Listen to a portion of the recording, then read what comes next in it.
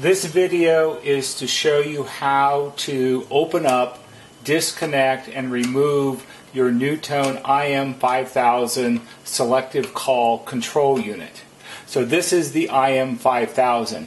It's strictly a control unit. There's no user controls. It's not a speaker station. It's just a control unit.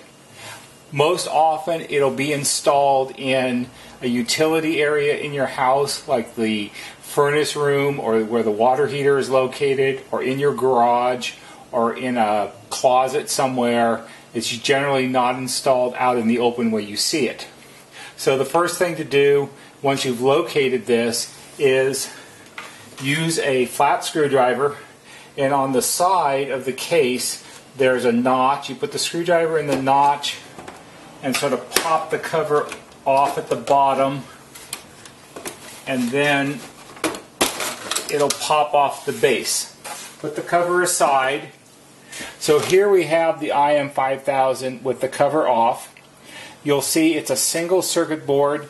This example installation has a chime module installed. The very first thing to do whenever you work on an IM5000 is you must turn the power off to the control unit before you do anything else here at the control unit or on any of the remote speakers. They included an on-off switch on the control unit board. So you can see here there's a little red LED light that's lit up. That shows that it's on and has power.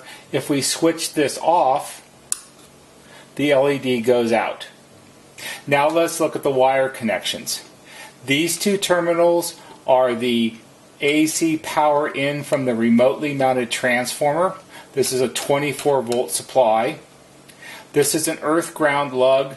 Rarely is there anything connected to this because most installers don't install a true earth ground. This blue connector is the terminal block that the cables from the remote speakers are twisted together into bundles and are attached in their proper order. Next to that you have the door speaker connections, and down here at the bottom is the chime module with its usual row of 4 screws with wires connected to them. Just as a quick review, I've turned the IM5000 control unit back on so you can see the red LED light is lit up. Now I'm going to turn it off, and the red LED light goes out. Now the control unit is. The first thing to disconnect are the connections from the remotely mounted transformer. Loosen the screws.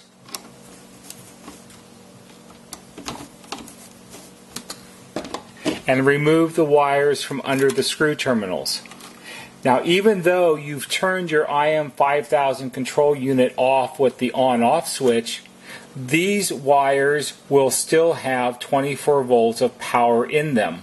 So it's important to not let them touch or touch anything else as you disconnect the rest of the control unit, and also while it's gone and out for repair. So the best way to do this is to take a small piece of tape and just put some tape over the bare ends of the wires just to cover them up to keep them safe.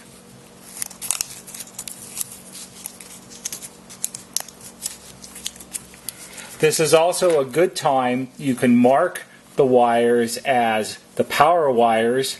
I would mark them TR for transformer, or you could mark them for PWR for power, or you could mark them as 24V for 24 volts.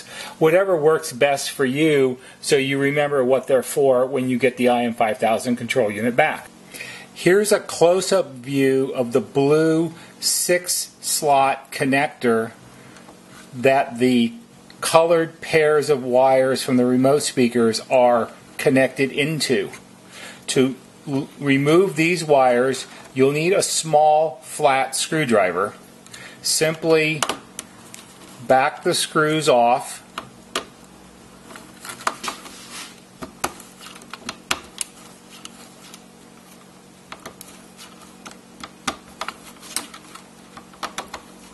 To loosen the clamp connector inside the blue block. These little screws do not come out all the way.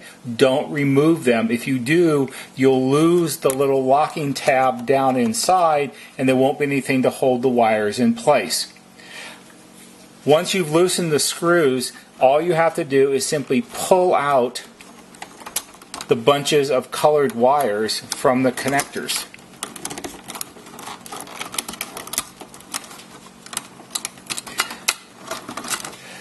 You'll notice on the circuit board behind the blue connector, there's a color coding for which color wire goes in which slot. So you have black, white, black, red, white, red, orange, white, orange. It's very important that the right color wires get put into the right connections, otherwise you can damage your IM5000 control unit or your remote speakers. If for some reason your system wasn't installed with genuine NuTone wire, which has color coding that matches the labeling on the circuit board, you'll need to make a note and write down which color wires went in which location. Your system could simply have brown and yellow and violet and green and red and black. So you need to make a note or take a picture with your camera phone so when you get the unit back from repair, you'll remember where the wires go. Once you've disconnected these, you can simply put them out of the way. Now we'll move on to the door speaker connections. On the circuit board, it's labeled as door speaker, and there are two terminals. Depending on the number of exterior mounted door entry speakers that you have, you'll have at least or possibly one pair of wires. There'll be one pair of wires for each door speaker that you have. If you have 3 door speakers, there'll be 3 wires under this screw and 3 wires under this screw. For this example, single door speaker, 1 pair of wires. So loosen the screws.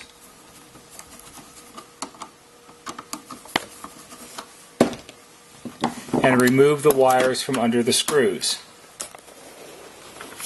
This is another good opportunity to use a piece of tape, put it around the screws, or I'm sorry, around the wires, and label them as door speaker.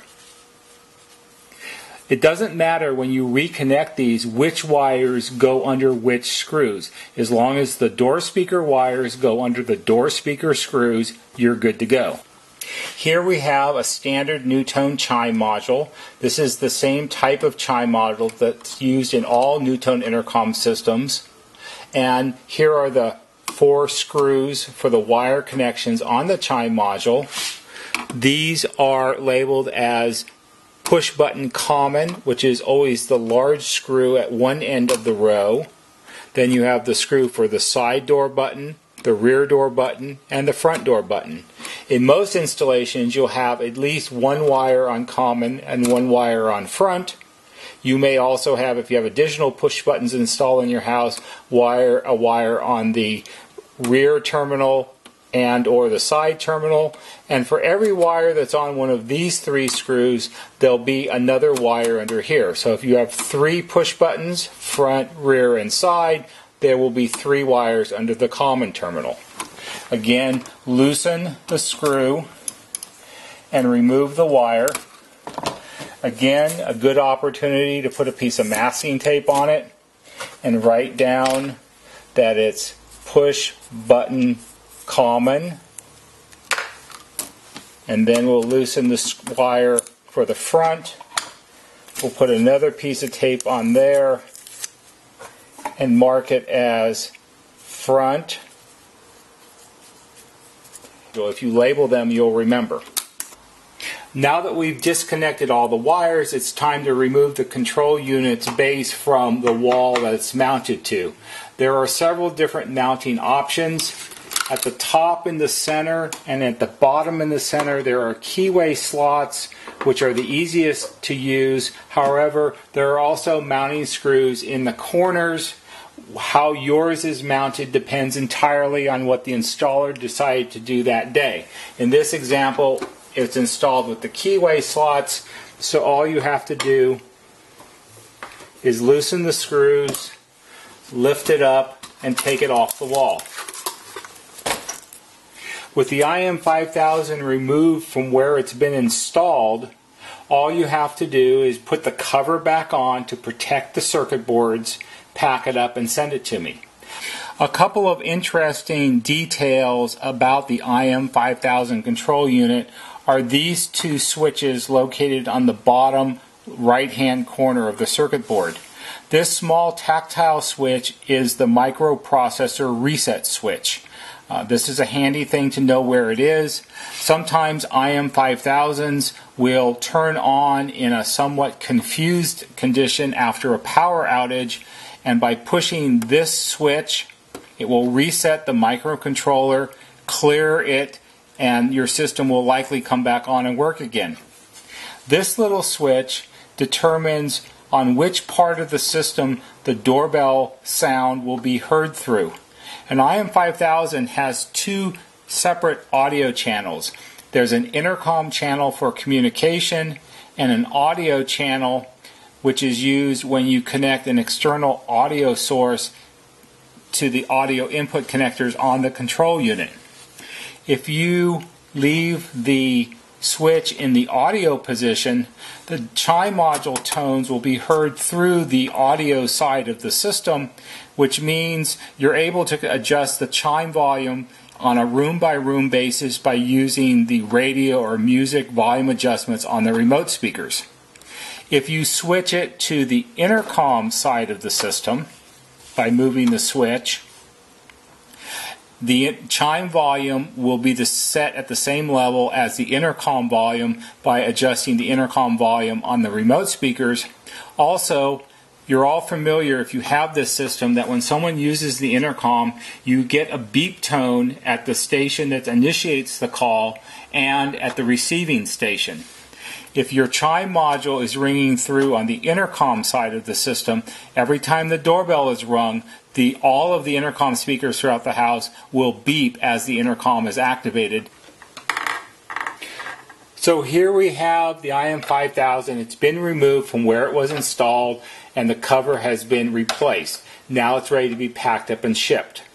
If you're interested in more detail about the repair of an IM5000 control unit, visit our website. We have a fairly extensive write-up with photographs showing what goes wrong and how it's repaired. If you have problems with your IM5000 system, contact us and we'll help you get it repaired.